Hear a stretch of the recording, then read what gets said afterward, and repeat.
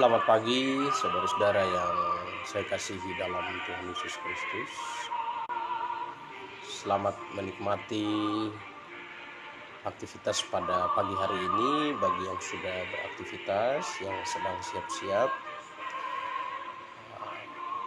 Selamat menikmati hari ini dengan penuh sukacita. Baik, saudara-saudara yang saya kasihi dalam Tuhan, pagi hari ini saya akan menggunakan waktu untuk membagikan renungan firman Tuhan. Dan renungan pada pagi hari ini adalah renungan yang saya beri tema hendaklah terang orang percaya bercahaya di tengah bumi, atau lebih tepatnya kesaksian orang percaya. Nah, saudara yang saya kasih dalam Tuhan, di dalam Injil Matius pasal yang ke-5 ayat 16, kita bisa lihat Alkitab kita, Injil Matius pasal 5 ayat yang ke-16. Firman Tuhan berbunyi, demikianlah hendaklah terangmu bercahaya di depan orang, supaya mereka melihat perbuatanmu yang baik dan memuliakan Bapamu yang di sorga. Jadi hendaklah, Matius pasal 5 ayat yang ke-16, demikianlah hendaklah terangmu bercahaya di depan orang, supaya mereka melihat perbuatanmu yang baik dan memuliakan Bapamu yang di sorga. Jadi ini sebuah himbauan, sebuah harapan, hendaklah terangmu bercahaya di depan orang. Jadi hendaklah cahayamu, cahaya apa yang bercahaya di depan orang, yaitu kesaksian, kesaksian hidup, supaya mereka melihat perbuatanmu yang baik. Ini kesaksian, melihat perbuatanmu yang baik, melihat perbuatanmu yang baik dan memuliakan Bapamu yang di sorga. Jadi ini satu himbauan, satu dorongan bagi orang percaya untuk hidupnya harus dapat berdampak kepada orang lain. Baik, sebelum kita memulai renungan penjelasan, mari kita tundukkan kepala, kita berdoa. Bapa Surgawi, kami bersyukur padamu Tuhan. Pada pagi hari ini kami akan mengambil waktu kami untuk merenungkan firman-Mu.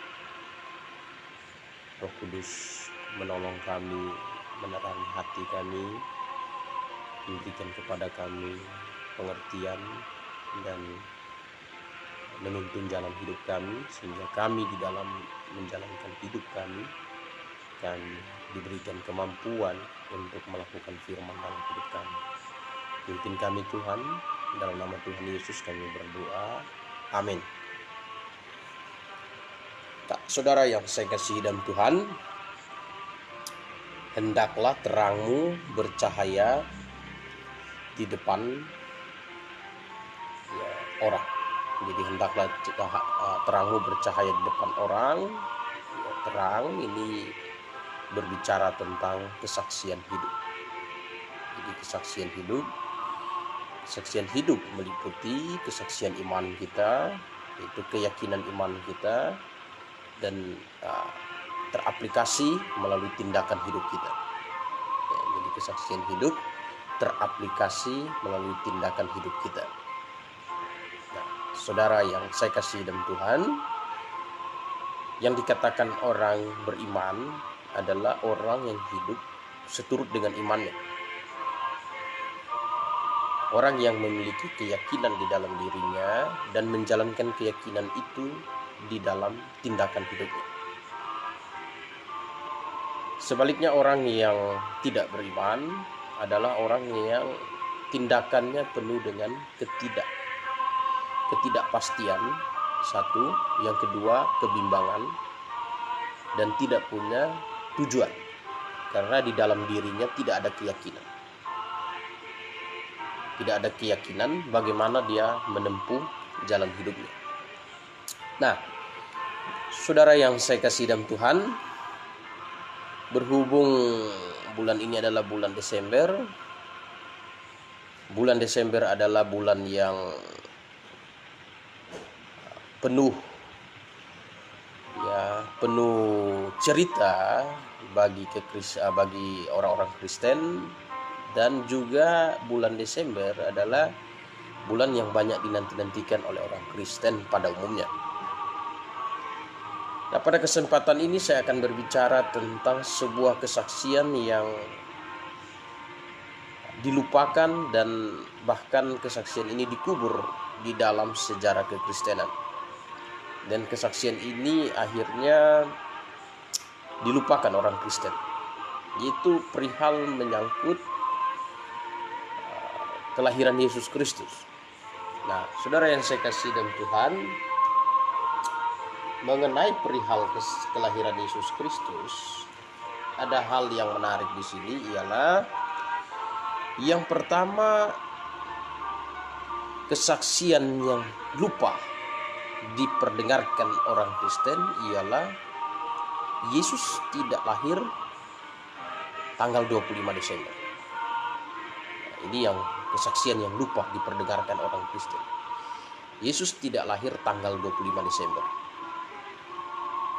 Karena kesaksian ini tidak bercahaya di depan orang, sehingga banyak kali generasi Kristen hari ini punya pendapat bahwa Yesus itu benar-benar lahir tanggal 25 Desember. Dan karena keyakinan yang demikian, kekristenan ditertawakan oleh non-Kristen. Hari Minggu yang lalu saya dapat kiriman video dari salah seorang jemaat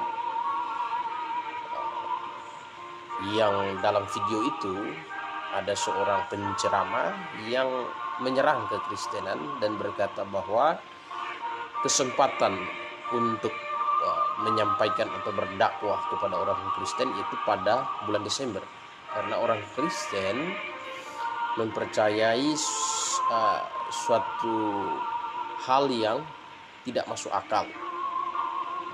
Yesus lahir 25 Desember, sedangkan Desember itu musim hujan dan musim dingin. Mungkinkah ya ada gembala di padang? Ditertawakan. Itu sebabnya saudara yang saya kasih dalam Tuhan, ya, kesaksian mengenai Yesus tidak lahir tanggal 25 Desember itu dikubur begitu lama, dan kesaksian itu betul-betul padam di dalam kekristenan berabad-abad. Dan banyak orang Kristen yang menerima begitu saja kebenaran bahwa Yesus lahir 25 Desember, padahal tidak demikian. Itu sama seperti kisah Aristoteles. Pada waktu Aristoteles menyatakan bahwa laba-laba itu adalah serangga berkaki 6, seluruh dunia ya sekian puluh tahun percaya bahwa laba-laba itu berkaki 6, sampai muncul seorang ahli bernama Lamarck melakukan penelitian, ternyata laba-laba itu berkaki 8. Nah, banyak orang Kristen yang mempercayai sesuatu tanpa betul-betul meneliti, hanya menerima begitu saja. Fakta bahwa Tuhan Yesus tidak lahir tanggal 25 Desember itu dapat kita lihat bagaimana ketika malaikat datang kepada Maria dalam Injil Lukas pasal 1 ayat yang ke-26. Lukas pasal 1 ayat 26 dikatakan itu dalam bulan ke-6. Ini kata dalam bulan ke-6 ini penting, ya, bukan pada bulan ke-6. Jadi kalau pada bulan ke-6 berarti ada satu rujukan atas satu peristiwa. Jadi pada bulan ke-6 misalnya ada satu peristiwa yang terjadi di satu bulan, kemudian dihitung ke depan, maka penghitungan itu pada bulan ke-6. Tapi kalau dalam bulan ke-6 berarti ini menunjuk pada waktu penanggalan atau kalender dalam bulan ke-6. Jadi dalam bulan ke-6 Allah menyuruh malaikat Gabriel pergi ke sebuah kota di Galilea bernama Nazaret. Jadi dalam bulan ke-6 malaikat pergi menyampaikan berita kepada Maria bahwa Maria akan mengandung seorang anak yang dikandung dari Roh Kudus. Jadi berita kelahiran Yesus disampaikan Gabriel kepada Maria dalam bulan ke-6. Dalam bulan ke-6, dalam penghitungan bulan Alkitab berbeda dengan penghitungan bulan kita pada saat ini. Penghitungan bulan di dalam Alkitab itu dimulai dari bulan Nisan, dan bulan Nisan itu jatuh bertepatan dengan peristiwa Paskah orang Yahudi. Peristiwa Paskah orang Yahudi. Peristiwa Paskah orang Yahudi, dan itu jatuhnya di bulan akhir Maret dan awal April. Itu dinyatakan di dalam Keluaran 12 ayat 1 dan 2. Berfirmanlah Tuhan kepada Musa dan Harun di tanah Mesir, bulan ini akan menjadi permulaan segala. Itu akan menjadi bulan pertama bagimu tiap-tiap tahun. Jadi bulan pertama dalam penghitungan Alkitab itu bulan Nisan, dan bulan Nisan itu jatuh di Maret dan April. Nah, kita lihat kembali dalam Injil Lukas. Jadi dalam bulan ke-6, kalau dihitung 9 bulan, bulan ke-6 dihitung 9 bulan kandungan, maka kalau dihitung dengan penanggalan kita sekarang, maka lahirnya di Maret, bukan Desember. Nah, itu kalau penanggalan kita sekarang. Tapi kalau penanggalan Alkitab, maka bulan ke-6-nya itu jatuh di bulan ke-6 itu jatuh di bulan Agustus. Bulan Agustus, September. Dan kalau kita hitung 9 bulan, itu diperkirakan kelahiran Tuhan Yesus itu jatuh di bulan Juni. Jatuh di bulan Juni.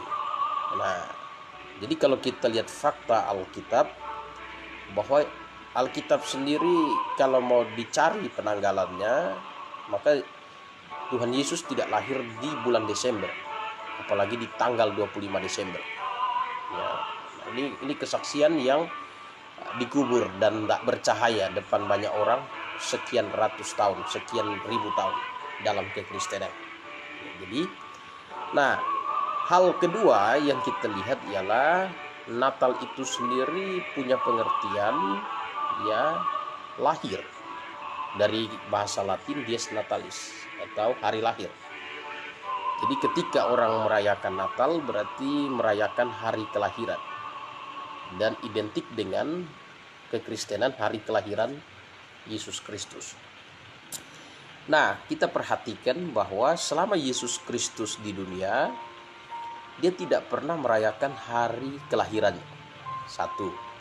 Yang kedua, Yesus Kristus sendiri tidak pernah meminta atau berpesan kepada rasul-rasul untuk merayakan hari kelahirannya. Dan Yesus Kristus tidak pernah memerintahkan gereja untuk merayakan hari kelahirannya. Itu sebabnya kita baca di dalam Alkitab, kita tidak akan menemukan bahwa ada perayaan Natal dilakukan oleh rasul maupun dilakukan oleh gereja. Nah, alasannya mengapa? Mengapa selama 33,5 tahun di dunia, Yesus Kristus bahkan orang tuanya tidak pernah merayakan hari ulang tahunnya, Dan mengapa para rasul tidak pernah merayakan hari ulang tahun Yesus Kristus? Dan mengapa gereja mula-mula tidak pernah merayakan hari ulang tahun Yesus Kristus? Nah, kita harus mengerti bahwa perayaan hari ulang tahun ialah mengingat akan satu peristiwa di mana usia seseorang bertambah. Usianya ditambahkan. Ya. Nah, Tuhan Yesus tidak pernah merayakan hari ulang tahun seperti Firaun dalam Kejadian 40 ayat 20, dia merayakan hari ulang tahun, dan Herodes yang merayakan hari ulang tahun, Matius 16 ayat 4, karena Tuhan Yesus usianya bukan dihitung dari sejak dia berinkarnasi atau lahir, ya, menjelma menjadi manusia. Karena Tuhan Yesus sendiri bersaksi bahwa dia sudah ada sebelum Abraham jadi. Nah, di dalam Yohanes pasal 8 ayat 58, kata Yesus kepada mereka, "Aku berkata kepadamu, sesungguhnya sebelum Abraham jadi, aku telah ada." Jadi, mengapa dia tidak pernah merayakan hari ulang tahun selama dia ada hidup di dunia, merayakan hari Natal jemaat dan rasul-rasul tidak pernah merayakan hari Natal Kristus? Karena usia Yesus Kristus tidak dihitung pada waktu dia inkarnasi, jauh sebelum dia inkarnasi. Bahkan Yesus Kristus berkata bahwa dia adalah Alfa dan Omega. Nah, inilah alasannya mengapa Yesus Kristus tidak pernah merayakan hari Natalnya. Ya, dan rasul-rasul tidak pernah merayakan hari Natalnya, dan jemaat mula-mula tidak pernah merayakan hari Natal. Ya, jadi saudara yang saya kasih dalam Tuhan, nah ini kesaksian yang dikubur beribu-ribu tahun di dalam kekristenan. Ya, sehingga generasi seperti saya, generasi Kristen seperti saya yang tumbuh dari keluarga Kristen, di masa lalu punya konsep, sebelum saya tahu hal ini, saya punya konsep bahwa Yesus itu lahir tanggal 25 Desember. Ya, Yesus itu lahir tanggal 25 Desember. Nah, sesudah rasul, ya, bapak gereja mula-mula, ada upaya dari sebagian orang Kristen yang berupaya untuk menetapkan tanggal lahir Yesus Kristus. Nah, bapak gereja mula-mula, yaitu Clement dari Alexandria, mengejek orang-orang Kristen yang demikian. Nah, itu tercantum di dalam Clement dari Alexandria, mengejek orang Kristen yang mencari tanggal kelahiran Yesus. Jadi bibit-bibit untuk merayakan hari lahir Yesus sudah ada dalam diri kekristenan dari sesudah masa rasul, masa masuk ke dalam masa bapak gereja. Nah, kemudian ejekan tersebut ditulis oleh Clement dalam buku Stromata, atau dalam bahasa Indonesianya Bunga Rampai. Nah, kemudian muridnya Origen, ya, menyadarkan orang Kristen bahwa kebiasaan merayakan hari ulang tahun adalah kebiasaan yang dilakukan oleh orang yang tidak pernah Herodes. Nah, para gereja mula-mula pun oleh bapak gereja, hal ini ditentang, ya, ditentang. Referensinya kita bisa lihat dari tulisan Clement dari Alexandria, ya, dalam bukunya Stromata. Nah, saudara yang saya kasih dalam Tuhan Yesus Kristus, lalu kapan itu ada? Ya, kita tahu dalam sejarah, kemudian kekristenan awal mulanya ditindas oleh Kekaisaran Romawi, tapi pada waktu pemerintahan Konstantin, maka kekristenan mendapat posisi dalam pemerintahan, dan Konstantin menerima gereja sebagai salah satu keyakinan, kekristenan menjadi salah satu keyakinan dalam Kekaisaran Konstantin, dan Konstantin menggunakan gereja juga di kemudian hari sebagai salah satu alat politiknya. Ya. Nah, kemudian berubahlah akhirnya dalam sejarah.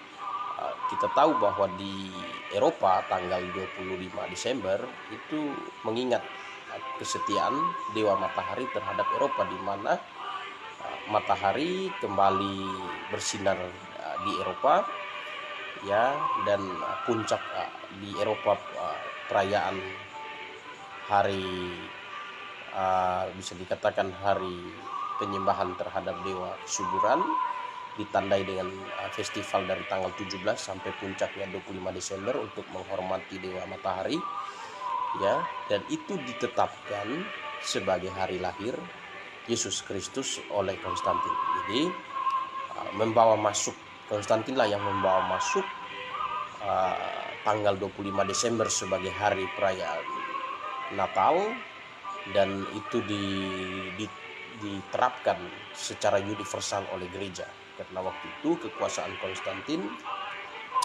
juga Konstantin punya power untuk mengendalikan gereja.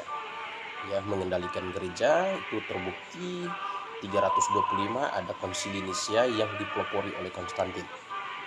Nah, kemudian tahun 354 ya, Natal resmi menjadi hari raya Kristen dikukuhkan oleh Paus Liberius. Nah, ini fakta yang terkubur. Ya, fakta yang terkubur. Saudara yang saya kasih dalam Tuhan, kita lihat bahwa betul Yesus tidak lahir di bulan Desember atau tanggal 25 Desember. Ya, karena memang Alkitab sendiri memberikan satu penjelasan yang detail bahwa bulan Desember itu musim hujan dan dingin. Ya, itu ada 2 ayat bisa kita lihat di Alkitab, yaitu di Esra pasal, ya, kitab Esra pasal 10 ayat 9 dan kitab Yeremia 33 ya ayat 6. Nah, itu bisa dilihat nanti, yaitu musim dingin. Nah, kemudian fakta-fakta peristiwa yang terjadi pada kelahiran Yesus Kristus, yaitu adanya gembala di padang. Ya, gembala tidur di padang. Kalau itu musim dingin, mustahil gembala ada di padang. Kemudian ada sensus, Maria dan Yusuf harus melakukan perjalanan dari Nazaret menuju ke Bethlehem. Itu jaraknya kurang lebih 70 mil. Ya, kalau di NTT ini saya kasih kayak Kupang ke Soe, jalan kaki, dan Maria sedang mengandung. Jadi kalau itu dilakukan perjalanan musim dingin, itu bisa punya banyak problem yang terjadi sensusnya. Banyak orang yang akan mengalami hal-hal yang negatif di dalam perjalanan. Nah, kemudian ada orang Majus ini ya dari Babilonia, dari Babel, itu datang menemui Yesus di Bethlehem. Nah, itu ada banyak hal, ada bintang, dan ya ini indikasi bahwa ini memberikan indikator ini memberikan kepada kita satu pemahaman bahwa memang benar peristiwa kelahiran Yesus Kristus itu tidak jatuh di musim hujan atau musim dingin, tapi lebih tepatnya jatuh di musim panas. Ya, musim panas. Dan kalau kita ikut penghitungan Alkitab, ya jelas tidak jatuh di bulan Desember, tapi jatuh di bulan Juni.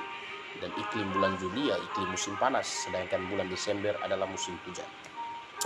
Nah, ini ya. Nah, kemudian kita lihat lagi, nah, saudara-saudara yang saya kasih dalam Tuhan Yesus Kristus, ini kesaksian yang dipendam. Lalu bagaimana orang Kristen bersaksi? Ya, sebenarnya kesaksian ini nomor satu, memang kita tidak tahu kapan Yesus itu lahir. Tanggalnya tidak dicatat dalam Alkitab. Nah, kalau ada orang Kristen yang mau mensyukuri, tidak ada problem sebenarnya, tidak ada problem. Hanya saja satu hal yang harus kita berikan kesaksian kepada dunia, bahwa dia tidak lahir di bulan Desember. Ya, itu sebabnya saya pribadi tidak turut merayakan Natal di bulan Desember. Ya, saya tidak turut merayakan Natal di bulan Desember. Ini sebagai sebuah kesaksian kepada dunia bahwa saya mengerti dan jemaat-jemaat yang saya gembalakan juga sependapat tidak merayakan Natal di bulan Desember karena ingin bersaksi kepada dunia. Bukan kita membenci ya tanggal 25 Desember, tidak, tapi kita mau bersaksi kepada dunia bahwa apa yang terjadi selama ini ya bukan suatu hal kebenaran, bahwa Yesus lahir 25 Desember dan perayaan Natal bulan Desember tidak identik dengan hari kelahiran Yesus. Ya, tidak identik dengan hari kelahiran Yesus. Nah, ditambah dengan banyak souvenir yang hari ini sudah Natal berubah maknanya, ya souvenir-souvenir pohon Natal dan berbagai macam Sinterklas ya berubah makna yang sesungguhnya. Nah, jadi kita lihat di sini satu kesaksian yang harus kita tampilkan. Nah, saudara yang saya kasih dalam Tuhan Yesus Kristus, ya ini kebenaran yang terpendam dan ini kebenaran sebenarnya di zaman secanggih kita sekarang harusnya sudah banyak orang Kristen menyadari ini, ya menyadari ini dan tidak boleh diam terhadap ini. Dan mari kita melakukan satu kesaksian bersama kepada dunia bahwa kekristenan adalah sebuah keyakinan yang didasarkan kepada pengertian, bukan ikut-ikutan, ya bukan ikut-ikutan. Nah, ya ada yang berkata bahwa ini kesempatan, kita tahu bahwa memang dia tidak lahir bulan Desember, tapi ini kesempatan bagi kita untuk membuka ruang penginjilan.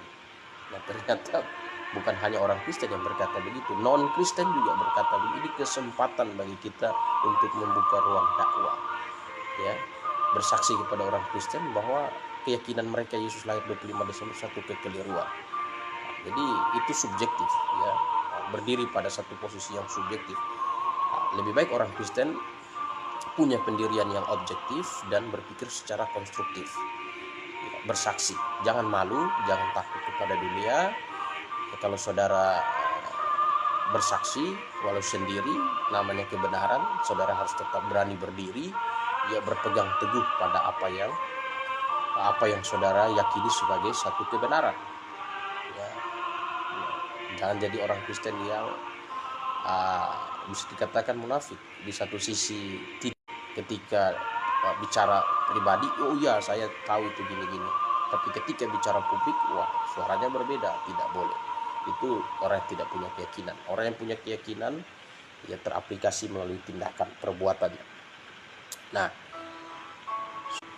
ini hal yang ingin saya sampaikan pada pagi hari ini, ya, mengingatkan kepada semua orang Kristen bahwa harus terus beri kesaksian kepada generasi Kristen bahwa Yesus tidak lahir tanggal 25 Desember. Dan bulan Desember bukan bulan kelahiran Yesus Kristus. Ya, karena bulan Desember itu bulan musim dingin, bulan musim hujan. Ya, hampir di semua wilayah di dunia. Hampir di semua wilayah di dunia. Ya, jadi jangan membuat kekristenan menjadi satu keyakinan yang kelihatannya konyol, kelihatannya orang bertumbuh dalam ketidakmengertian. Jangan, ya tidak boleh. Ya, kita harus membawa kekristenan kepada arah yang lebih jelas, arah yang bertumbuh di dalam pengertian. Ya, saudara-saudara yang saya kasih dalam Tuhan Yesus Kristus, ya kita lihat ya Herodes. Ya, jadi waktu Tuhan Yesus lahir bulan ke-6, gembala menyambut dengan sukacita. Memang pada waktu hari lahir Yesus Kristus, dunia bersukacita karena janji tentang kehadiran juru selamat di dunia sudah digenapi. Ya, sudah digenapi di dalam diri Yesus Kristus. Dunia bergembira, dunia bersukacita, tapi tidak berpesta. Ya, nah, gembala pergi melihat dengan sukacita, menyampaikan berita itu, dan Maria menyimpan dalam hati berita itu. Kemudian para majus datang menyembah Yesus dengan membawa persembahan emas, kemenyan, dan mur. Ya, kalau kita gambarkan, ya, kita tipologikan emas, yaitu persembahan pemberian kepada ya raja. Ya, kita bisa itu ya, ada banyak tipologis itu. Mur melambangkan ya kematian, kemenyan melambangkan penyembahan. Jadi Yesus raja, imam, dan juru selamat. Jadi dari 3 persembahan itu bisa ditipologikan, dan tidak salah, memang Yesus adalah raja, Yesus adalah imam, dan Yesus adalah juru selamat yang mati menebus dosa manusia. Ya, persembahannya. Nah, jadi tanpa pesta ya, tanpa pernak-pernik. Ya, tanpa pesta. Jadi sikap hati sebenarnya kalau kita lihat orang Majus ini kan, kalau kita baca di dalam kitab Daniel itu ahli nujum, ahli perbintangan. Ya, ahli nujum, ahli perbintangan, yang artinya mereka datang dari timur. Landasan mereka itu karena mereka ahli perbintangan, mereka tahu bahwa ada bintang raja, dan raja akan lahir, dan mereka mengikuti petunjuk bintang itu, ingin mengetahui siapa sebenarnya raja itu. Dan mereka membawa persembahan. Ya, persembahan itu menyimbolkan sikap hati mereka. Emas menyimbolkan mereka mempersembahkan sesuatu kepada raja. Ya, kemenyan mempersembahkan sikap hati mereka yang menyembah, ya, karena Yesus adalah imam. Dan mur, ya, di kemudian hari menyimbolkan Yesus adalah juru selamat. Nah, itu jadi sikap hati. Para gembala pun datang membawa berita, menyampaikan berita, bukan berpesta pora. Ya, Natal identik dengan pesta. Ya, ada baju baru, ada ruangan baru, dan berbagai macam hal baru. Ya, identik dengan pesta. Nah, itu Natal yang tidak alkitabiah. Nah, kita lihat ya, kemudian terjadi pembunuhan anak-anak sulung. Ya, pembunuhan anak-anak usia di bawah 2 tahun. Ya, di Bethlehem oleh Herodes, karena orang Majus datang, diterima oleh Herodes. Ya, diterima oleh Herodes, orang Majus datang diterima oleh Herodes. Lalu Herodes bertanya apa tujuan mereka datang. Mereka menyampaikan niat mereka bahwa mencari raja. Herodes ini seorang yang karakternya ya penuh dengan otoriter, kemudian tidak mau kehilangan kekuasaan. Ya, sehingga kalau kita perhatikan Herodes ini kejam ya, dia perintahkan untuk bunuh ya anak-anak di bawah 2 tahun di Bethlehem. Kekejaman Herodes ini bukan hanya kepada anak-anak di Bethlehem, tapi kalau kita baca dalam sejarah, waktu Herodes dia punya seorang istri namanya Mariamne. Mariamne ini punya anak-anak, dan dia sendiri merencanakan pembunuhan terhadap istrinya, karena waktu itu Herodes ingin mengangkat seorang imam ya, yang bukan dari jalur istrinya. Istrinya adalah seorang keturunan imam, dan istrinya punya saudara laki-laki yang begitu ganteng dan ya parasnya, ya, diangkat menjadi imam. Dan Herodes kelihatannya hatinya tidak senang. Ya, kemudian dia merencanakan pembunuhan ya terhadap saudara dari istrinya. Dia bunuh, istrinya tahu itu, dan istrinya tidak pernah bersukacita dan tidak memaafkan dia. Akhirnya dia merencanakan pembunuhan terhadap istrinya Mariamne. Nah, sesudah istrinya Mariamne meninggal, kemudian anak-anaknya sendiri ya, dia berpikir bahwa suatu waktu nanti anak-anaknya bisa merebut takhta kekuasaannya. Akhirnya dia membunuh semua anak-anak yang dilahirkan dari Maryam. Ya, membunuh. Nah, itu sebabnya oleh Gaius Octavianus atau Kaisar Agustus, ya, Kaisar Agustus mendengar berita itu dan berkata, lebih baik jadi babinya Herodes daripada jadi anaknya Herodes. Mengapa? Ya, satu hal itu akhirnya itu ejekan populer di kalangan orang-orang Yahudi. Ya, lebih baik jadi babinya Herodes daripada jadi anaknya Herodes, karena Herodes bunuh anaknya sendiri, dan bagi orang Yahudi kan tidak menyentuh babi binatang haram bagi orang Yahudi ya. Nanti ada penjelasan tersendiri mengapa hari ini kita makan daging babi orang Kristen ya. Nah, itu ada penjelasan tersendiri. Nah, itu ejekan. Jadi Herodes ini kejam, dia dengar itu lalu dia bunuh semua anak-anak usia di bawah 2 tahun. Nah, kita lihat di sini ada kisah sukacita, ada kisah penderitaan ya di Bethlehem. Bethlehem gembala bersukacita, orang Majus datang melihat Yesus Kristus, dan duka citanya yaitu anak-anak usia di bawah 2 tahun itu dibunuh. Ya tentu duka cita yang luar biasa. Nah, jadi kita lihat di sini bahwa identik dengan kelahiran Yesus Kristus tidak selalu identik dengan pesta pora, ya tapi dengan rasa syukur, ya rasa syukur. Dan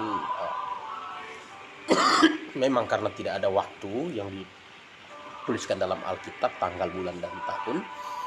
Nah, hal yang menarik ialah gereja adalah tubuh Kristus.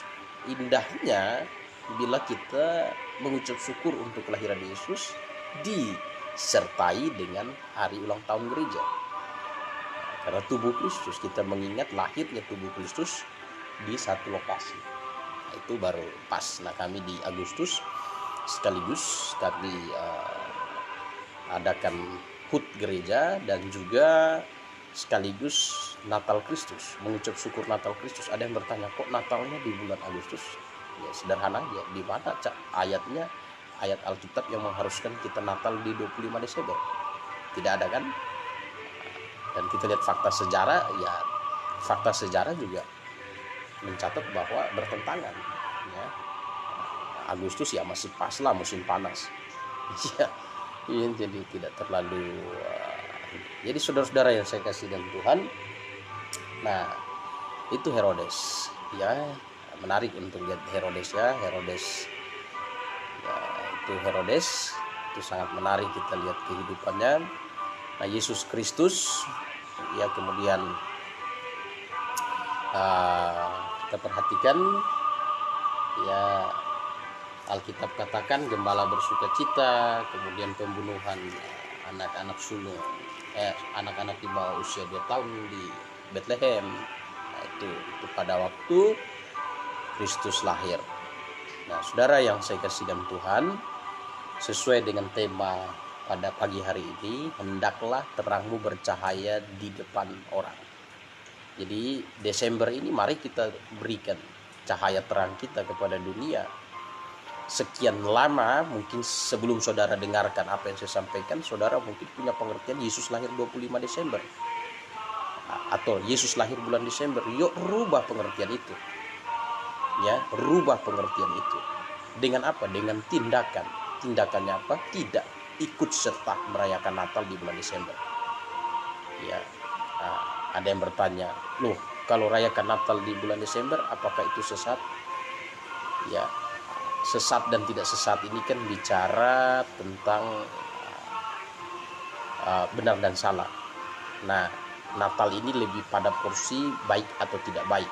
Nah, baik atau tidak baik ini porsinya kesaksian.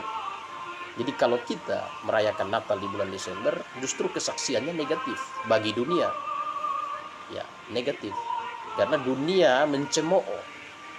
Ya, belum lagi ditambah dengan pernak-pernik yang tidak masuk akal. Ada pohon Natal, lalu ada salju yang dibuat-buat dari kapas dan berbagai macam cara. Kemudian di bawah pohon Natal di situ dibuat patung atau souvenir Yesus Kristus. Ya kan makin tidak masuk akal. Yesus Kristus lahir di tengah-tengah salju. Wah, ini kan tidak masuk akal sekali. Ya, di bawah pohon lagi, lahir di bawah pohon. Kalau yang seberang punya memang lahir di bawah pohon korma. Kalau kita tidak lahir di bawah pohon, Alkitab bilang, ya dibaringkan di palungan. Nah, jadi ini hal-hal yang harus diperhatikan oleh orang Kristen. Mari kita ubah pengertian-pengertian yang salah itu, kebiasaan-kebiasaan yang tidak memberikan kesaksian positif kepada dunia, kita ubah. Nah, dengan apa ya? Kita tidak. Lalu orang bertanya, kapan dong kita khotbah Natal? Kapan dong kita mendengarkan khotbah Natal? Kapan dong kita menyanyikan lagu Natal? Kapan saja boleh. Kan tidak ada yang melarang menyanyikan kapan saja, khotbah kapan saja. Kan tidak ada waktu yang spesifik di dalam Alkitab. Ya. Tidak ada waktu yang spesifik mengenai hari lahir Yesus. Ya, jadi ini yang saya bagikan kepada saudara-saudara. Mari kita bersaksi tentang hal ini. Kita saksikan kepada dunia hari ini bahwa kita orang Kristen yang mengerti, kita orang Kristen yang sehat dalam berpikir. Berhentilah kita untuk berdolak-dalik, ya, berkata bahwa ini kesempatan. Kita tahu dia tidak lahir 25, tapi ini kesempatan untuk memberitakan Injil. Nah, ini membenarkan diri. Jadi ayo kita ubah pola pikir yang salah, kita ubah dengan satu sikap yang jelas, no kompromi. Kita berdiri tanpa kompromi, ya, tanpa kompromi. Kita bersaksi kepada dunia. Nah, ya, orang merayakan Natal Desember apa lihat sesat atau tidak? Hanya tidak bersaksi kepada dunia, itu saja. Tidak bersaksi kepada dunia. Baik, tidak baik, ya, tidak baik. Apakah saya hanya sekedar ngoceh video-video yang beredar bagaimana kelompok seberang mengejek orang Kristen yang merayakan Natal 25 Desember sebagai suatu keyakinan, ya, keyakinan yang tidak masuk akal. Desember musim hujan kok ada gembala di padang, Desember musim dingin kok ada sensus dilakukan, orang harus berjalan bermil-mil, ya, Desember kok ada perjalanan orang Majus menuju ke Bethlehem, ya, banyak hal, ada bintang, ada domba digembalakan di padang, ya, banyak hal yang tidak mendukung bahwa Yesus itu lahir di musim dingin atau musim hujan, ya, justru sebaliknya Yesus itu lahir di musim panas. Nah, sudah, ya, jadi saudara yang saya kasihi, ada yang referensi katanya Bapak dari Alexandria sudah merayakan Natal, itu abad 2 dan 3 Clement. Ternyata setelah kita dibaca referensinya tulisan Clement di buku Stromata, tidak demikian. Justru Clement mengejek orang Kristen yang mencari hari tanggal kelahiran Yesus untuk dirayakan, ya, dan oleh muridnya Origen dipertegas bahwa itu kebiasaan merayakan ulang tahun itu bukan kebiasaan orang percaya. Jadi ya, teliti dan buang asumsi, dan mari kita bersaksi kepada dunia di bulan Desember ini. Kita adalah orang Kristen, kita adalah orang yang mengerti. Iman Kristen adalah iman yang tidak dibangun di atas dasar mitos. Iman Kristen adalah iman yang dibangun di atas dasar ikut-ikutan, tapi iman Kristen yang sejati dibangun di atas dasar pengertian, ya, di atas dasar pengertian, sehingga engkau bisa membedakan mana yang baik, yang berkenan kepada Allah, ya, yang baik, yang berkenan kepada Allah, yang baik dan yang berkenan kepada Allah, ya, tidak turut merayakan Natal di bulan Desember. Itu yang baik dan yang berkenan kepada Allah. Kiranya firman Tuhan pagi ini menyegarkan kita, menggelitik hati kita untuk terus berpikir, ya, jangan kesal dan marah mendengarkan ini, bersukacita karena ada orang yang peduli, masih mengingatkan dan masih membagikan kebenaran kepada saudara, sehingga tidak terjebak ke dalam satu frame berpikir yang salah yang diregenerasikan kepada generasi berikutnya. Nah, ini saya Gembala dan Siswat dari Kupang. Saya ucapkan selamat pagi dan salam sejahtera. Selamat beraktivitas saudara-saudaraku. Mari kita berdoa mengakhiri renungan pagi kita. Bapa di sorga, kami mengucap syukur atas firman-Mu di tangan kami. Kami dapat menyelidiki, mengetahui akan hal yang benar, fakta yang sebenarnya, dengan apa yang sudah beredar dari waktu ke waktu. Kami dapat memahami bahwa ada hal yang selama ini dikubur, dan ini menjadi satu hal yang memberikan satu kesaksian yang negatif bagi kekristenan. Dan pagi ini hamba menjelaskan mengenai posisi kelahiran-Mu Tuhan. Tuhan, Engkau pimpin kami semua, biarlah lewat pengertian ini kami semakin dikuatkan dan keyakinan iman kami semakin teguh untuk terus menjadi saksi-Mu di dunia ini. Pimpin hidup kami, sertai kami dalam segala aktivitas kami. Buat kami menjadi orang-orang yang membawa damai, membawa terang, dan juga membawa sukacita bagi orang-orang di sekitar kami. Ini doa harapan kami dalam nama Tuhan Yesus, Juru Selamat kami hidup. Kami berdoa, bersyukur pada Tuhan. Amin.